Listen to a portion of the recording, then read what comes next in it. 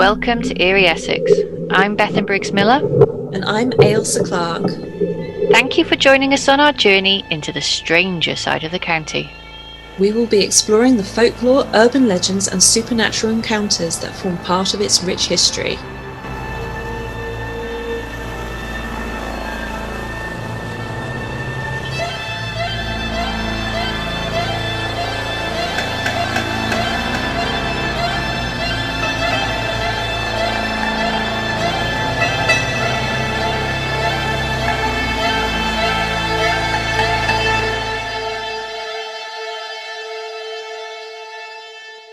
Welcome to Eerie Essex, episode 4. This month we're going to be talking about haunted roads. And Bethan has our first story today. I've got a personal story to share at the end, which hopefully some of you are going to find really creepy. So Bethan, would you like to go first? I will go first, yes. And my first story is about Betty Potter's dip. Now, whenever I say that, I just imagine this really lovely, organic, like sort of dip for your carrot or celery or crisps. Betty Potter's dip, made from all natural products. My brain went straight to innuendo. Of course it did. So Betty Potter's Dip is an unmarked roadside location at Boxted, which is just north of Colchester, and is named after an Elizabeth Potter. Now, there are two versions of this story. In one story, she's a witch, and in one story, a very sad case where she took her own life. Trigger warning, both stories touch on a suicide, so if anybody doesn't want to hear this, then please feel free to skip my story, because it is quite sad, but very interesting. And if you want to listen, I'm sure you'll find it very interesting. So, the earliest mention in print of Betty Potter's dip or roadside grave appear in the East Anglian Miscellany of 22nd of March 1902. As I said, there's two versions of the story, so I shall first tell you the story where she was condemned as a witch. So in the 1640s, Betty Potter lived in a cottage beside the Straight Road, which you still see on the maps today of Boxted. She was known locally as a healer and once cured a wealthy merchant's daughter, and was supposed to have bewitched horses pulling a wagon load of wheat south of Rivers Hall when they refused to share the wheat on the cart with her, which, I don't know about you, every time I start looking at stories of witches, there's always a wagon being stopped. And as we remember from Canewdon, those witches and warlocks were very well known for being able to stop machinery and vehicles with their eyes. So see that again here. And there's the point that it was carrying wheat. And what do we know about the rye and the wheat grown in the area? The ergot poisoning. Yes. So it's all connected. Well, one night the squire's son and a gang of locals dragged poor Betty from her cottage and hanged her from a nearby tree. Now, apparently Matthew Hopkins was en route to come and collect her for trial and was furious that they had exacted this revenge without his knowledge and before he could even get there. And he went to go and retrieve the body and said he saw her get down off the tree and vanish into thin air, just leaving her clothes behind. And in this story, she is said to reappear and haunt the road on the 21st of October. Now, there is another variation of this tale, and probably more truthful, or more likely to be the truth. And this actually takes place in 1768. So in this story, Betty Potter still lived in the village in the same sort of location, in the cottage. Now, her father, Nathaniel Potter, had been violently ill. This was on the 9th of October, 1768. He vomited frequently and died on the same day he became ill. He died that evening. And the funeral took place without incident, but all the neighbours were very suspicious. And they were suspicious because on the 8th of October, Betty had bought white mercury in a local shop, saying it was to poison the rats. So they then suspected that she had poisoned her father. Now, it wasn't long before this that Nathaniel Potter had made a will leaving everything to Betty and her mother. So you could see where they got their thought process from. So they informed the magistrate, and Betty said her mother told her to buy the mercury and put it in her father's milk. Unable to tell who was telling the truth, both were detained at Colchester Castle and later Chelmsford Jail to await trial. The case was heard at Chelmsford Assizes the following March, so they were in jail for quite a long time if this was around October. So Anne Potter, her mother, was charged with poisoning her late husband, but was acquitted as no evidence could be brought against her. Her daughter greatly prevaricated, but it doesn't really say how or what against. I can't actually remember. What does prevaricated mean? Made a scene. Oh, okay. So maybe she really did feel that her mother had done this and was annoyed that she had been acquitted. But anyway, in 1769, Betty married, and in 2 years and 9 months after her marriage, at the age of 28, she hung herself. And people think it might be because the stigma of the whole trial and what happened with her father had haunted her. And there's also some thought that maybe she was accused of being a witch. So it sort of feeds into the other story. And I think at this point is where both stories sort of mingle, and you can tell where the story sort of starts to become quite similar. So, when investigating a suicide, coroners and the juries often prefer to declare a verdict of non compos mentis. This would mean that they were permitted a churchyard burial. And so it's sort of like the community would look out for each other and declare this person wasn't in their right mind. Of course, who is in their right mind with these things?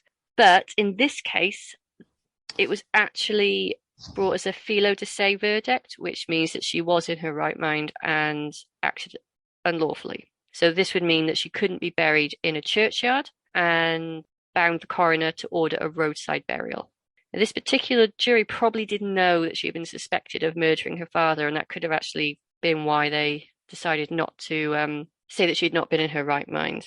And this is what led to the roadside grave. Now, a part of this story is that she was buried with a stake through her heart, which actually see a lot in roadside burials, particularly through Essex. I don't know about through the rest of the country, but I have come across quite a few of these stories. I mean, in Canewdon, there was a witch. You can't see me doing air quotes here. Sorry, I realize it's a podcast. You can't see me. A witch. You definitely made the sound of air quotes. A witch. A witch.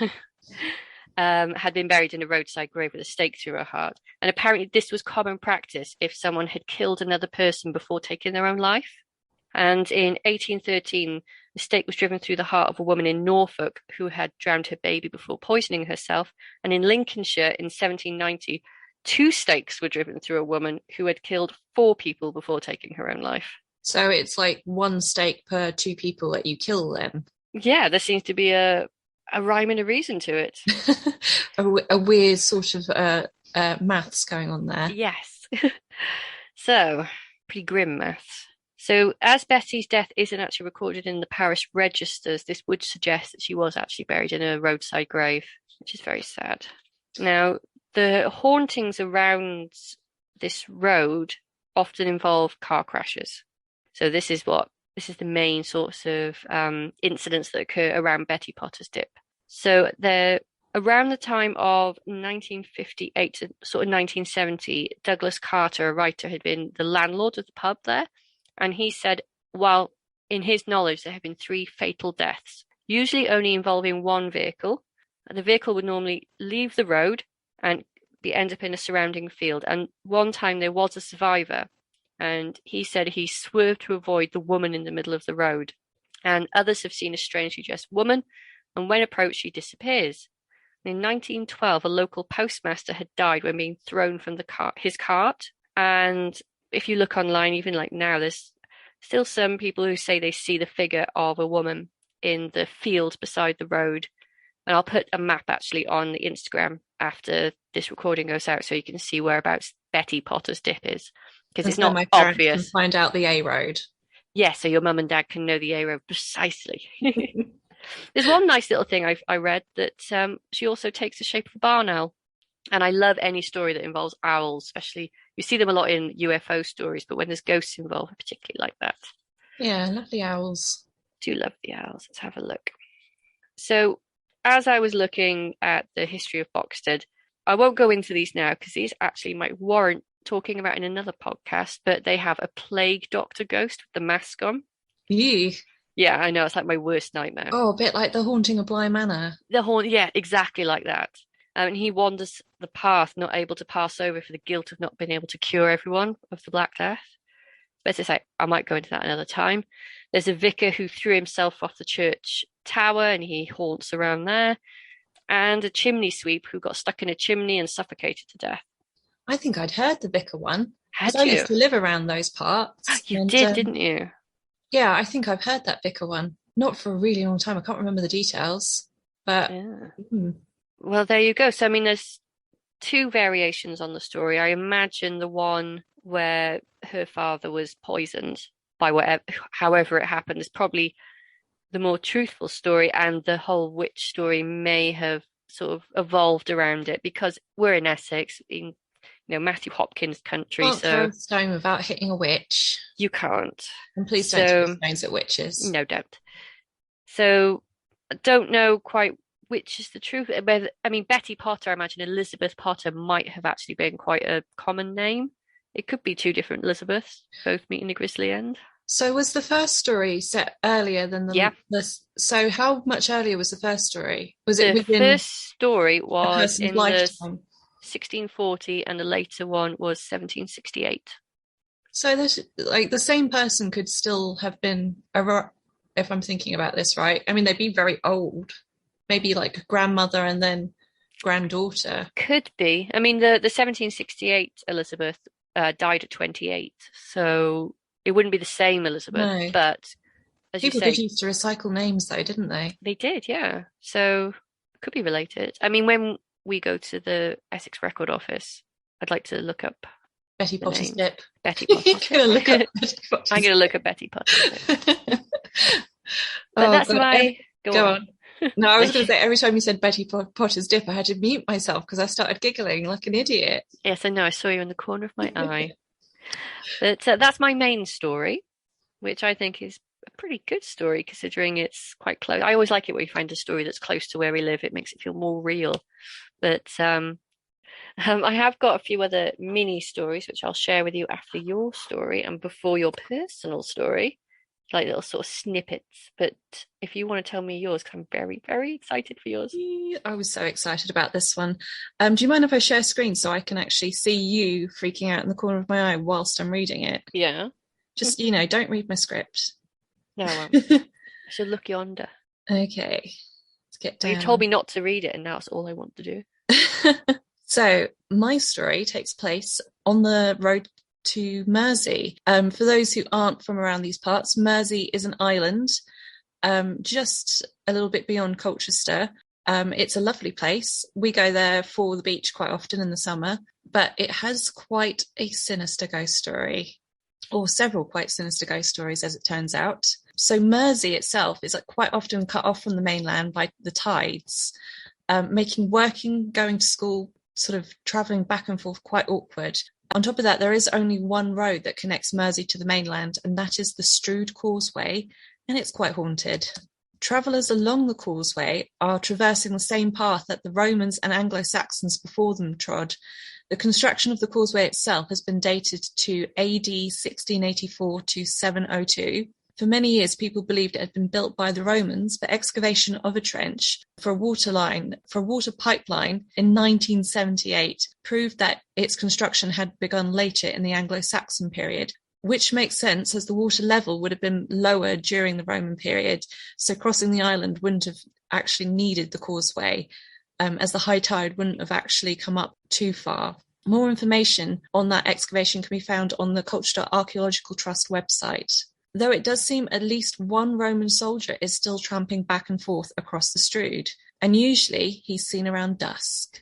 Famously, the landlady of the Peldon Rose, she was there between 1878 until her death in 1935, seems to have counted the Roman soldier on several occasions. Mrs. Pullen said she heard the steady tramp of a soldier marching alongside her all the way to the Strood. In her own words, she recalled, "I could see no one, yet the feet were close beside me, as near as I could have touched him." She says, "I bopped," which means crouched, down to look along the road in the moonlight, and yet no one was there. She kept on walking until she met a man she knew, who was all a tremble. He said he could hear a man, but wasn't able to see anyone. Mrs. Pullen with great presence of mind, said, "Keep all along of me, 'tis only one of those old Romans come out of the barrows."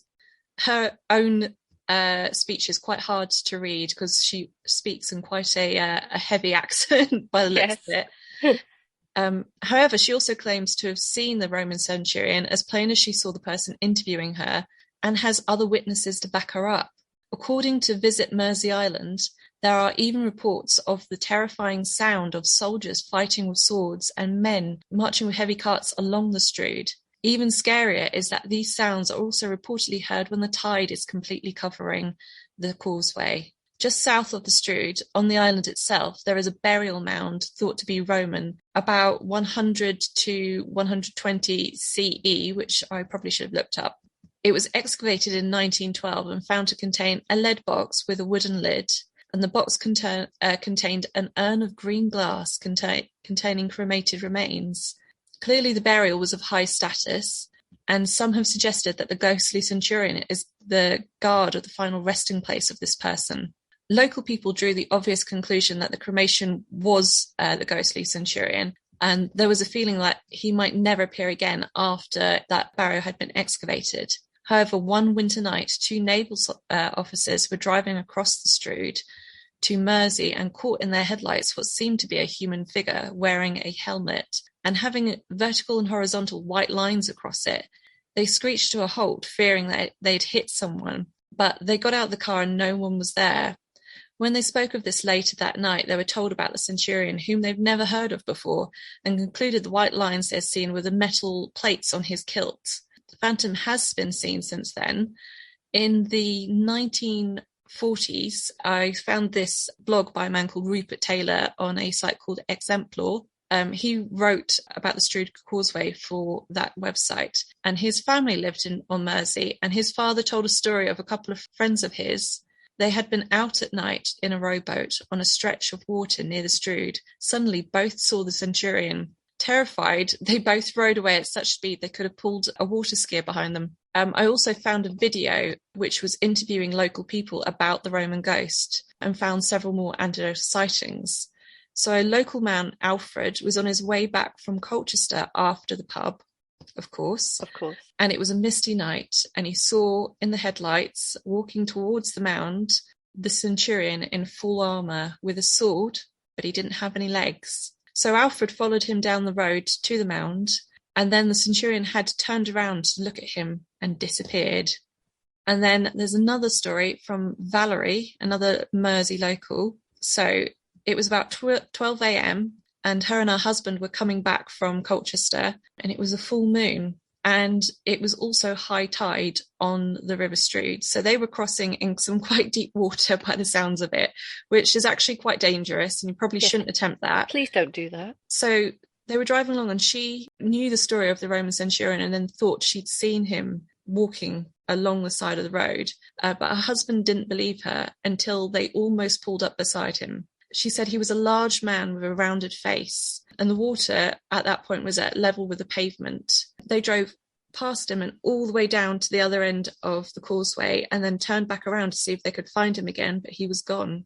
And the last one, so all of these interviews, they were probably done in about the late 80s, if maybe early 90s. So this last one took place on the autumn equinox in 1987, about 3 to 4 in the morning, which we know is the witching hour. It is. So Jill Smeaton, who owns a farm quite close to the causeway and the barrow, said she sat bolt upright in her bed to the sound of 2 unshod horses dragging a cart through the reeds. And she had cut the grass that day, so she knew that sound was impossible. It shouldn't sound like horses going through the reeds.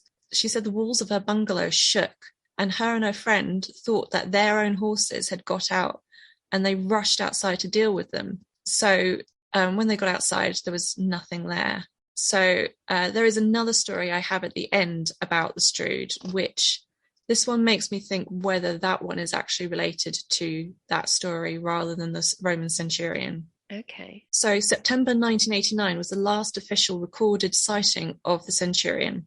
However, that one turned out to be an elaborate hoax, and I couldn't find any more information on it, but it sounds like it was a right good time not everyone agrees, though, that it is a Roman centurion. There is a story regarding the Strood Causeway that has many of the same elements as the Roman centurion haunting. This next story is from the Reverend Sabine Baring Gould, which I'm hopefully Great name. Yeah, it is a great name, but you'll find out more about him in a bit.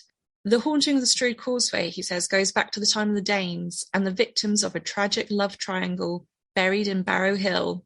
Ooh, the story was told by Reverend Baring Gould, rector of East Mersea in 1880, that in olden times when the Danes wintered on Mersea and in the summer cruised along the coast, burning and plundering, their two leaders were twin brothers. One spring day they sailed up the creek to St. Oaths. I can never say it. Oaths. It's very hard to say. Oaths. It's an O and then too many sounds. To St. Oaths nunnery, where they killed St. Oaths. I'm so sorry, I'm butchering her name, but carried off her beautiful sister. When they got back to Mersea, each wanted her for his own, and their love turned into jealousy. Drawing their swords, they hacked one another, and by nightfall, both were dead. The Danes drew their ship up to the top of the hill, just above the Strood, and put the woman in the hold with the dead brother on either side. What, so she died too? No, she was still alive. Oh my God. And they raised the barrow above them and buried them all, the living and the dead, together. When the new moon appears, the flesh grows on their bones, the blood staunches and the wounds close, and breath comes back behind their ribs. And if you listen at full moon, you can hear the brothers fighting. But when the moon wanes, the armour falls to bits, their flesh drops away, the blood oozes out of their veins, and all is still at last. Oh my goodness. It's some horrific, description. Yeah. I'm going to go into a bit about Reverend Sabine Baring Gould. He liked his gore. He did. He was actually a collector of folk songs, quite a well-educated man by the sounds of it, though he doesn't seem to have enjoyed his residency much over at Mersea. He called the locals dull, reserved, shy and suspicious, and he said, "I never managed to understand them, nor they understand me," which, I'm just going to say this, he sounds a bit stuck up. He does sound stuck up. I know quite a few Mersey people, and they're great. They're lovely. So Rev Baring Gould was a man of many accomplishments. He spoke 6 languages, wrote more than 100 books, including 30 novels and a mammoth 16-volume Lives of the Saints. He collected folk music, as I said earlier, and he wrote Onward Christian Soldiers, among other hymns. Apparently he also fathered 15 children, yes, with one woman, though he doesn't seem to have been that attentive a parent, since he once called a little girl over at a children's party to ask whose child she was, only for the girl to burst out crying because, you guessed it, it was his child. No. Yes, so that's my kind of counterbalance to the actual story that he told, is that he was obviously a very well-educated man in a place where he felt maybe his talents were being wasted. I wonder why he was sent there then, if he was that talented. Well, he had 15 kids and he couldn't remember which ones were his. I wonder how great a party guest he was. Yes. And maybe, if he thought the residents thought him, or they were shy and suspicious, maybe we know why. Yeah. He was stuck inside either writing books or up to no good. There's nothing wrong with writing books and, seeking knowledge, but he does sound a bit pompous. Mm-hmm. I'm probably disparaging what is probably a nice man, but it was just how he was written in this. It doesn't paint him well. No, it doesn't. Nothing I could find about. Everything said he's this brilliant man, but then all the personal anecdotes kind of painted him as this kind of aloof, snobbish person. Interestingly, this story does remind me of a nonsense poem, sometimes called the Ballad of Impossibilities, which starts with the lines, "One fine morning in the middle of the night, 2 dead boys got up to fight." Yes. Do you remember that one? I do, yeah.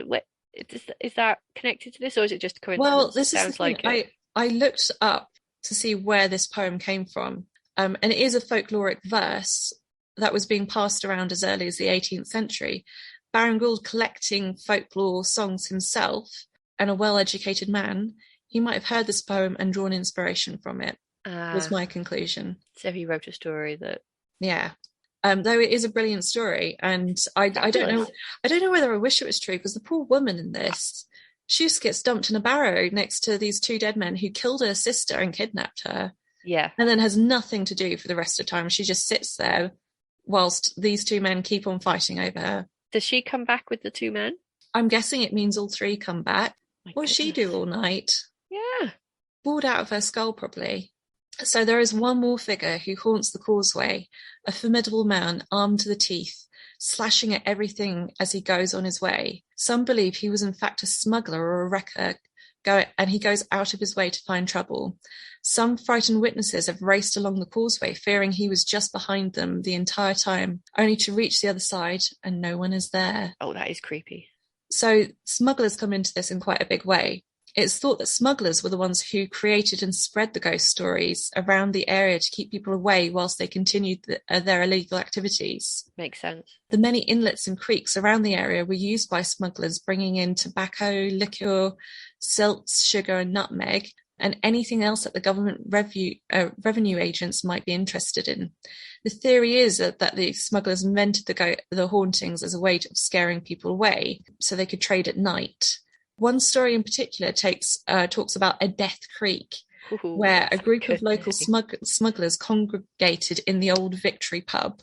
They decided to get rid of the government revenue men that were currently patrolling the coastal areas, and they let it be known that they would be targeting a large cargo ship on Island one dark night.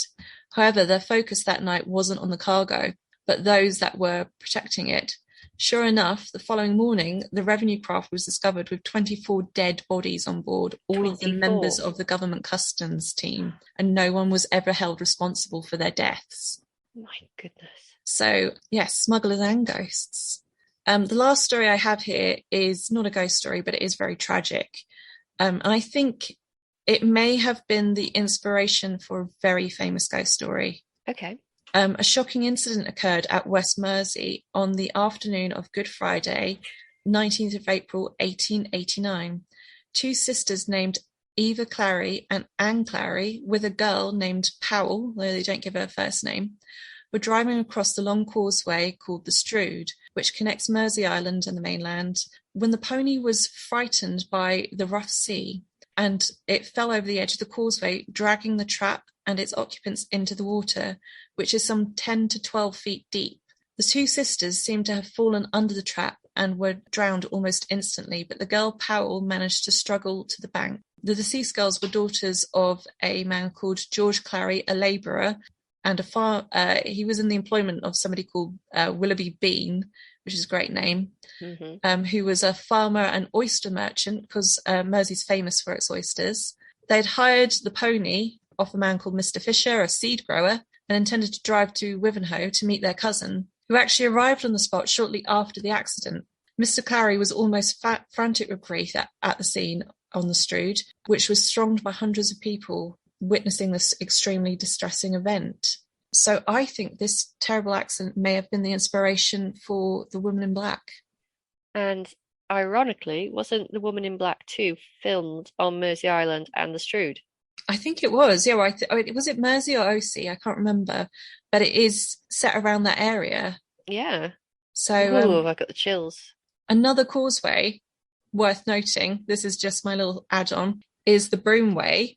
I don't know of any ghostly sightings on it. It's the Broomway leads to Foulness Island, and over 100 people have lost their lives crossing the causeway. 66 of those people are buried in the churchyard at Foulness. And Foulness is, you talked about that in the last episode, so yes. So that's when I said there was lots around that area. I really meant it was very close around that area. So it's called the Broomway because it used to be marked by about 400 brooms that were placed between 30 and 60 yards either side of the track to indicate where you should be walking. And the island is uncrossable, save by boat. So you have to go across that causeway if you want to get there. But currently the Ministry of Defence has control of the island for research purposes and is continuing to conduct artillery firing tests. So I just thought I'd add that in because as I was looking up causeways, that one seemed like it should go somewhere with a ghost story, but didn't. So that was my sort of 3-part ghost story of the Strood Causeway. It sounds incredibly terrifying to cross there in a moonlit night. It was an absolute goldmine. So I found out about the Roman centurion because my neighbour told me, oh, you should look up the Roman centurion on the Strood Causeway. And she didn't know any of this. She'd lived there most of her life, and she didn't know any more of this than apparently a Roman centurion had been seen. So I just kept on finding more and more and more as I went. There's probably more to find. Yeah, almost definitely. That's a really good story. Yeah, I've been excited about that one. Well, I'm going to tell your mini stories now. Yeah. Okay. So these are short little stories, but there seem really good little nuggets of spookiness that I wanted to include. So there's Moores Bridge in Danbury. In the middle of Danbury, the A414 bends, and northwards from this bend leads the narrow main road. And a little way it narrows further into a metal footpath called Moores Bridge Lane. According to a former Essex man, here is located a brief but intriguing haunting where the ghostly figures of a sow and 12 piglets are often seen crossing the bridge. And that's that. I just love the fact that there was a ghost of a pig and her piglets going across this bridge. Of all the ghosts I'd like to see that one. Yeah. That sounds very cute. I did have sort of flashes of Roanoke there for a second. Oh, right. I think more Babe. See, you always go innocent. I always go dark. Yes, I have noticed. There's another witch burial at a crossroads at Finchingfield. Northeast of the village of Finchingfield is a little hamlet, and it's just House Street. And there's a typical English grassy triangle in the middle of it. So, like, where the crossroads meet, there's this little patch of grass. And at this junction, 3 witches are said to be buried, including, and this is one of the best names I've come across so far, Goofy Mumford. Oh my God. Isn't that the best name? Child. Well, she was the schoolmistress of House Street in the late 18th century, and she was allegedly caught teaching witchcraft to some of the local girls. And they dragged her from her cottage, which still stands, and stoned her to death. And she's one of the witches. Probably just teaching them to wash their hands. Probably. But I just thought it was a great name, Goofy Mumford. Goofy Mumford. Oh gosh. And then she became a school teacher. I know. I doubt the children would have known her first name. Just Mrs. Mumford. Okay, so there's also around the same area 5 highwaymen are said to be buried by the roadside. They were believed to have been tried and hanged for their crimes on Justice's Hill, a little further south of Westerfield Road. So Finchingfield's got quite a lot of horrific stories. And then in Little Waltham, when a road in this parish was widened in the 1950s at a spot which used to be a crossroads, a skeleton was unearthed and had, can you guess, Elsa? A stake through it. Many stakes through it. Yeah. Adjacent was Witch's Field. It's actually named that. And where it was and where the name existed before is unknown. And this is apparently unconnected to the dubious tale of the witch at Scrap Faggots Green. So I tried to look up Scrap Faggot Green. I'm going to come back to that, I think, another time. But I just found it interesting. There was another roadside burial with stakes through it. In Great Clacton, at the junction of London Road and St John's Road, there's a haunting. So before traffic in the area increased considerably, there were several reports of a ghostly horse without a rider, which would cross the roundabout before vanishing into a now demolished barn. And then, this is the one I gave you a sneak peek at before we started recording.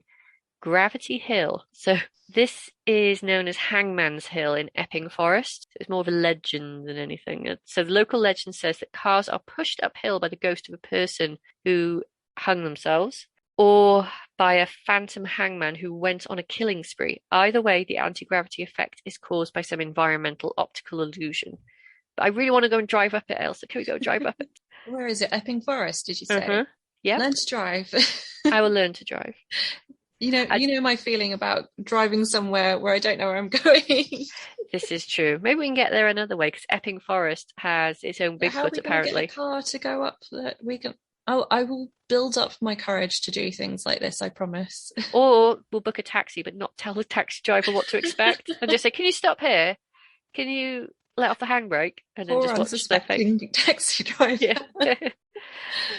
Okay, I've only got a couple more. So at a petrol station in Thorrington, there's a ghost that is only visible on video surveillance cameras.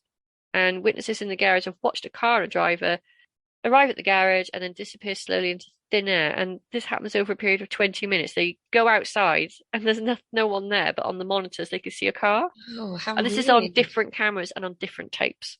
Oh, imagine that when you're working alone at night in Yeah, a garret, like, because that is a lonely job, isn't it? not nice, is it? No. So then I actually came across something at West Mersea. Yay. Mersea again. So this is between Oh, I the. think I might know what you're going to say because I think I looked him up and I thought, I'll leave him for another time. But if you've got him, go for it. Okay, so this person was driving a car along the road, which is between the Fox and the turning for Waldegraves, and they saw a white cloaked figure cross the road ahead of them. Halfway across the road, the figure looked backwards but continued to move forwards till vanishing into a roadside hedge. Around 14 years later, the original witness was once again passenger in the car, and this time was driven by his wife. She braked hard on the same stretch of road as she had spotted something white crossing ahead of her. Is that the one you heard? I think it something related to a monk as well. It I doesn't definitely say have heard that. that one, but there's another one with a monk that I briefly looked up and then thought, oh, the street's just becoming bigger and bigger. I'll leave them for another time. I started finding monk things all the time, but then I think we need to do a monk episode. Yes. Hey, hey, it's the monkeys. Nah. Yeah. Oh, yeah, I like that.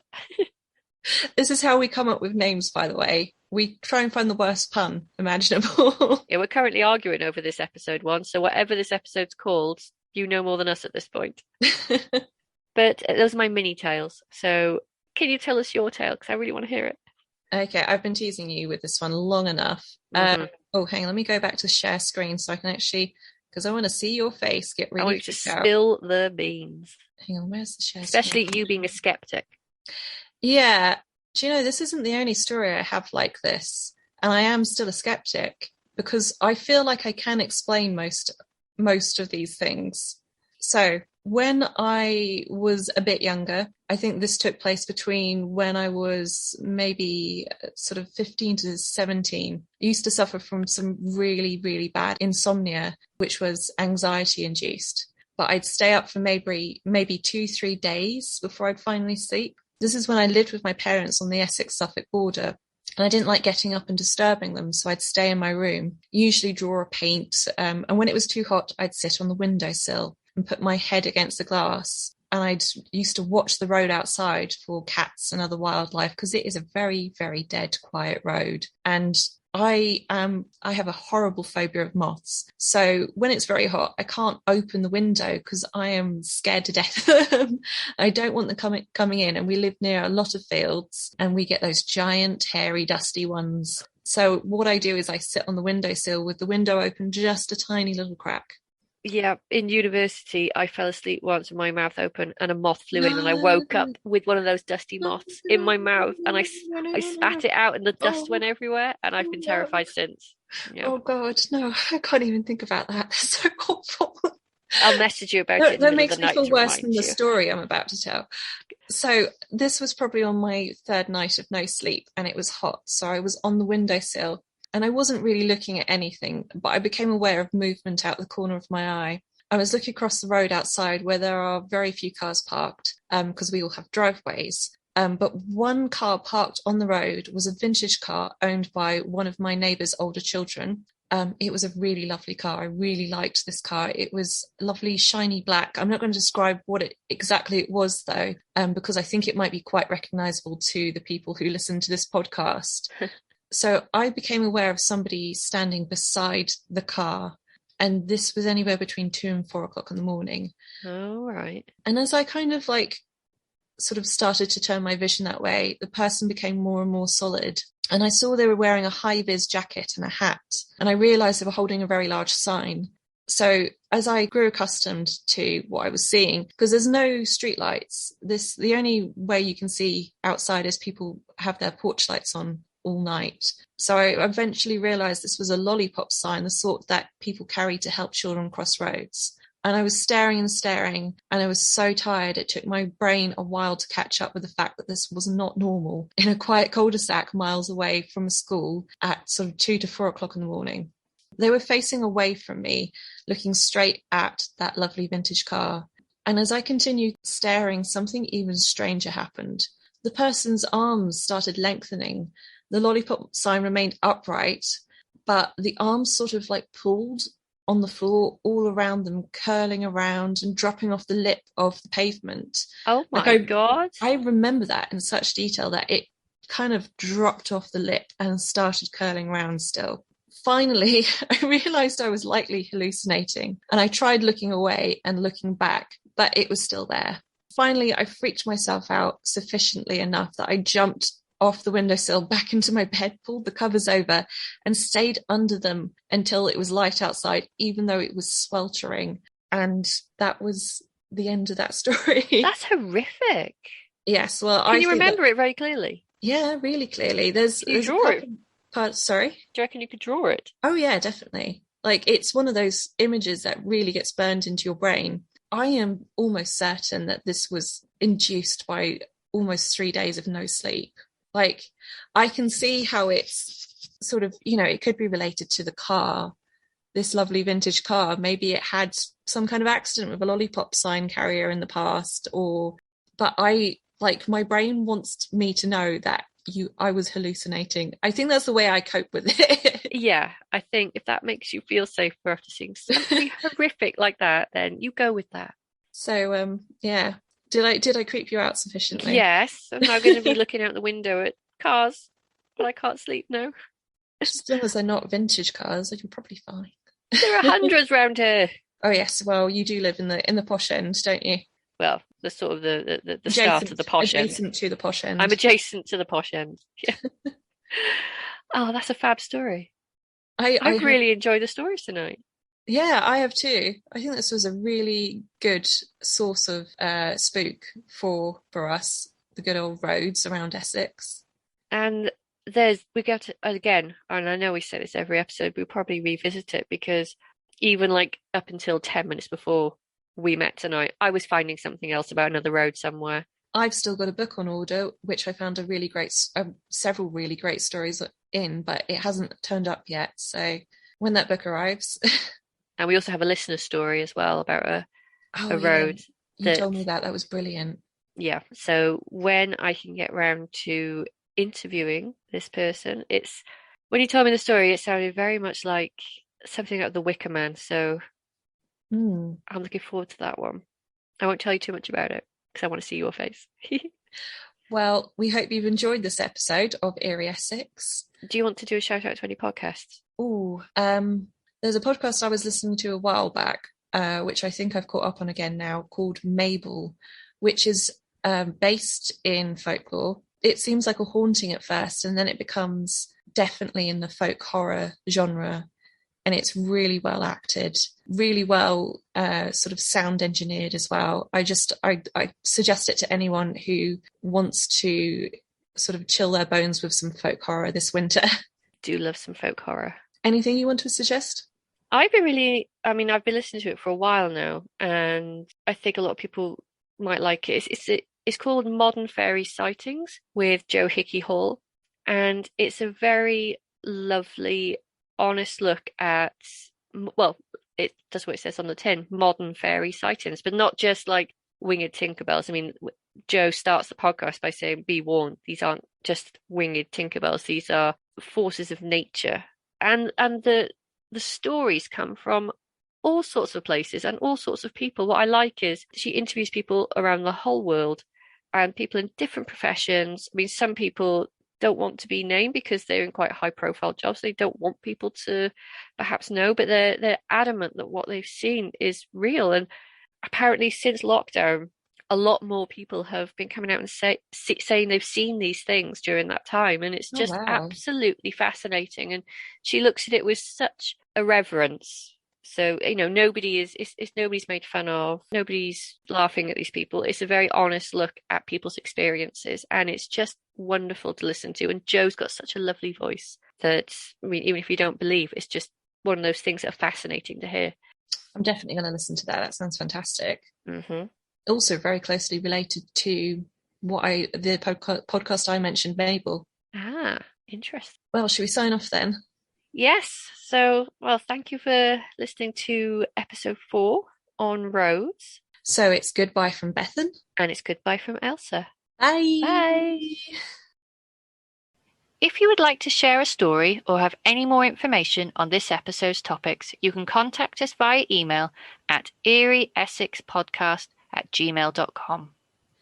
You can also follow us on Instagram under Eerie Essex for more content from the episodes and sneak peeks at future topics. If you've enjoyed listening, why not consider leaving us a review wherever you listen to your podcasts?